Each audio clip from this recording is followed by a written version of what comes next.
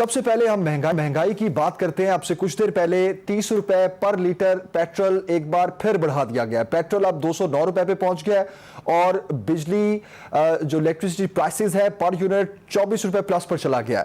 तो सवाल मेरा यह है सर कि वो हुकूमत जिसने महंगाई मार्च किया, जिसका ऐलान ही ये था, जिसका नारा ये था कि हमें अवाम का सोचना है और मुल्क की मईशत को संभालना है और महंगाई को कम करना है, आज वो नाकाम क्यों नजर आ रही है? देखिए, हालात तो आपके सामने हैं और पाकिस्तान के लोगों के भी सामने हैं। यूक्रेन की और रूस की जंग छिड़ी, उसके बाद तेल की कीमतें बढ़ गई और फिर हमारे यहाँ डॉलर की कदर जो है वो भी बढ़ गई, रुपया जो है गिरता है और गैर यकीनी सूरत हाल पैदा हुई। तो कई मामलात हैं जिन्हें मिलकर हमें मुश्किलात में मुब्तला किया है। और इमरान खान साहब ने जो सब्सिडी दी थी तेल पर और पेट्रोलियम मसनूआत पर, वो उससे IMF के साथ प्रोग्राम मुअत्तल हो चुका था। तो हम मुश्किलात में तो घिरे हुए थे। अब कोई चारा नहीं है कि हम हालात का सामना करें, पेट पे पत्थर बांधें या सर पे मार लें या अपना सर तोड़ लें या किसी का सर तोड़ दें। चारा नहीं है इसके सिवा कोई। जो महंगाई है उसको रोका नहीं जा सकता। पेट्रोल की कीमतें बढ़ेंगी और अपनी मईशत को संभालना होगा, अपने आप को दिवालिया होने से बचाना होगा, तो तभी हम आगे बढ़ सकेंगे। सांस लेंगे तो सेहतमंद भी होंगे और आगे भी बढ़ेंगे। इसका कोई शॉर्टकट नहीं है हमारे पास। सही।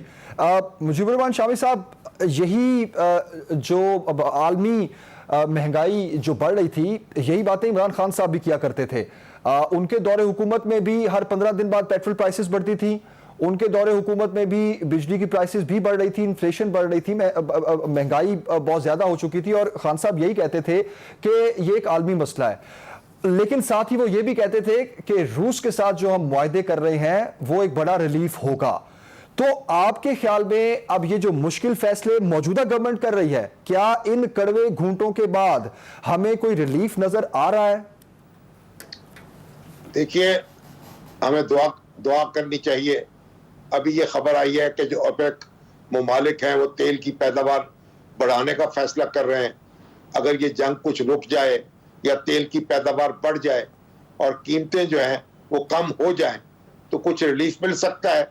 लेकिन बुनियादी बात तो यह है कि खान साहब की हुकूमत हो या मौजूदा हुकूमत हो, हमारे अहले सियासत को मुआशी हक़ाइक़ का सामना करना चाहिए।